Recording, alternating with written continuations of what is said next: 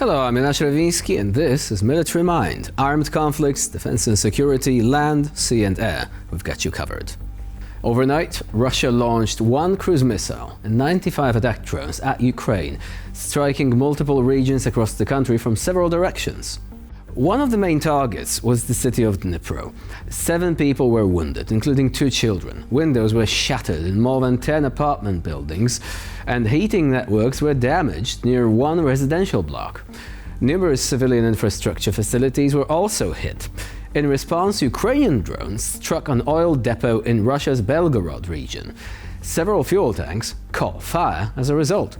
Local residents reported a large-scale blaze visible several kilometers away.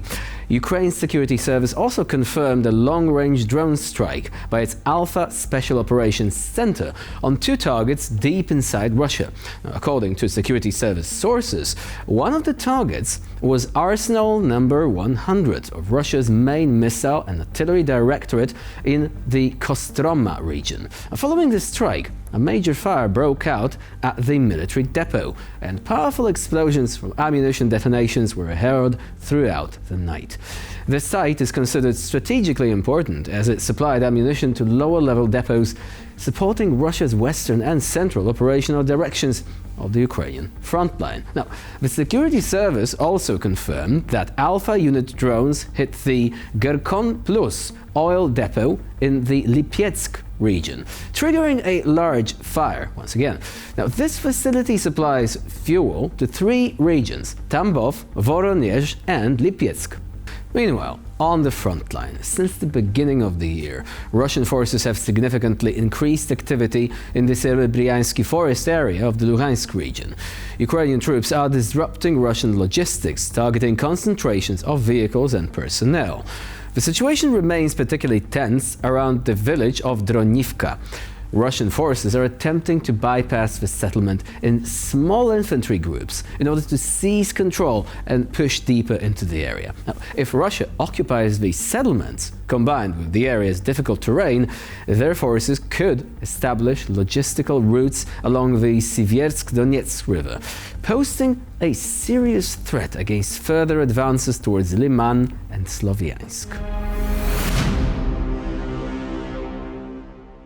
Now, let's talk about how you do a real special military operation, shall we? Now that the dust has settled, some time has passed, it's time to delve deeper into how Nicolas Maduro ended up on an American plane in his iconic tracksuit, right? Now, the 3rd of January saw the kind of extraction that would make any Ark Raiders player positively jealous. The operation, codenamed Absolute Resolve, was the culmination of months of secret preparation and detailed reconnaissance. Elite Delta Force units played a key role in planning the operation, repeatedly rehearsing the assault on Maduro's residence on a special mock-up of the building. Since August, a small CIA team had been operating in Venezuela, gathering information about the leader's daily routines and movements. Press reports even suggest they tracked his pets, believe it or not. Now, the agents embedded inside Maduro's entourage provided the intelligence officers with the president's exact coordinates in real time, creating a window of opportunity for his capture. More than 150 aircraft and helicopters were involved in the operation, including F-35s, F-22s and B-1 strategic bombers. The US increased its presence in the region, deploying special aircraft, strike drones, electronic warfare equipment and special-purpose helicopters. And guess what? Russian weapons used by Venezuela's forces, including the S-300VM, Buk M2 and Panzer air defense systems, have completely failed to protect Maduro's regime. The Russian air defense systems, Maduro's pride and joy a while ago, proved incapable of stopping American actions in central Caracas. And it's hardly surprising that the performance of Russian systems proved disappointing. The number of downed US aircraft ended up being exactly 0, with 1 helicopter receiving some damage but flying back to base with no casualties. Instead, some of the Russian systems ended up in the scrapyard. That, in video game parlance, is not the KD ratio you're looking for. Also of note is the presence of Chinese JY-27A mobile anti-stealth radars, which had one job: detect America's stealth aircraft.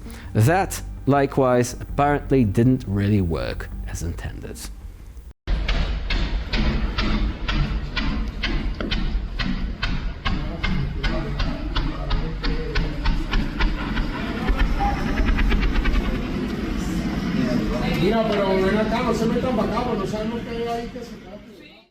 And these, of course, were images of ammunition detonating in central Caracas as one of the military depots of the Venezuelan army has been struck. Now, Secretary of Defense Pete Hegseth actually mocked Maduro's reliance on Russian gear, though some analysts say the success was also due to the overwhelming nature of the US Special Ops. Not only did the US field a massive fleet of sophisticated aircraft, they also had powerful electronic warfare tools at their disposal. Ever heard of the EA-18G Growler jet?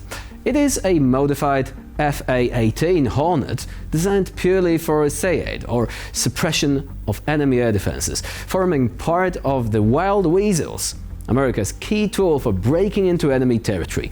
In Venezuela, the Growlers knocked out enemy defenses, allowing for rapid penetration of hostile territory. But American military prowess aside, some countries may now think twice about buying Russian launchers or Chinese radars, a reputational blow dealt in real combat. In other words, dictators beware. Splashing out on costly Russian gear doesn't necessarily mean Delta Force won't snatch you up like a Pokemon in the end. A group of Ukrainian Special Forces successfully located and captured a spotter who was hiding in the urban area of Kupiansk in the Kharkiv region and coordinating strikes on Ukrainian military positions. According to radio intercepts, the individual known among the enemy by the code name Rat, now, I wonder where that nickname comes from, by the way, constantly changed locations using the city's dense urban development for camouflage. Despite the difficult conditions, the Special Forces group managed to track the enemy's movements and thwart their attempts to escape. The operation was successful. The spotter was detained, and valuable information about the enemy's methods and connections was obtained as a result. The unit emphasized that such actions significantly reduced the effectiveness of shelling Ukrainian positions and also bring down risks to the civilian population.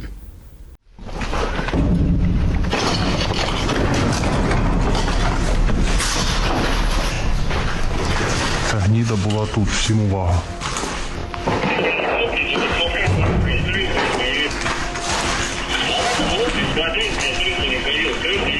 Не спіши, хай решта підійде.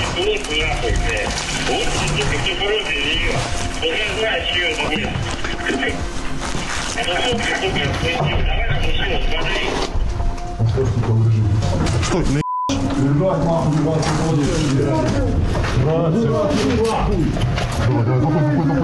Я тебе сейчас захуй. Сколько вас? Сколько вас, блядь? Сколько вас, блядь? Я тебе правильно бежу. О, оглядайте решту. Оглядайте решту.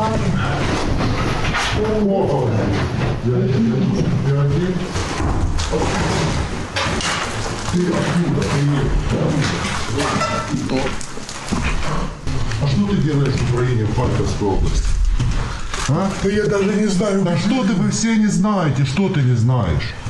Ходить Ты приехал сюда зачем? Ходить можешь? Ходить могу.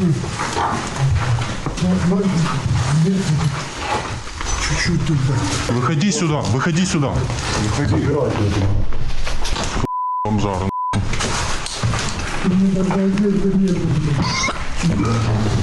Нет у меня ничего. Я тебе сюда не верю.